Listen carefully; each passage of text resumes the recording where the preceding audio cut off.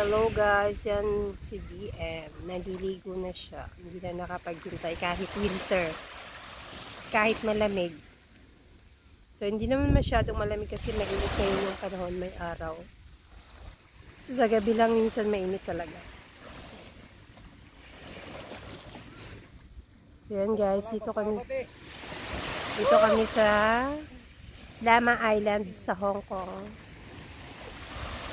Wala kasi akong dalang damit kaya hindi ako naligo. Kaya si DM lang ang naligo. Yan, 2 days kami dito. So bukas pang uwi namin. Mag-overnight kami dito mamaya. Nag-barbecue kami tsaka na mag-hotpot. Kasi mamayang gabi daw malamig. Kaya hotpot ang gagawin namin.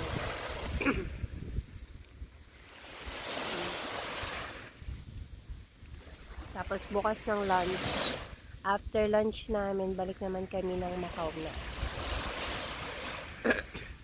So yun, spending time lang dito kasi Chinese New Year. 4 days holiday. Yan na wala si DM. Nasa may na pala. Nakalubog na pala ganun. Hindi ko na nakita. So yan guys, thank you for watching. De, tayo ka de!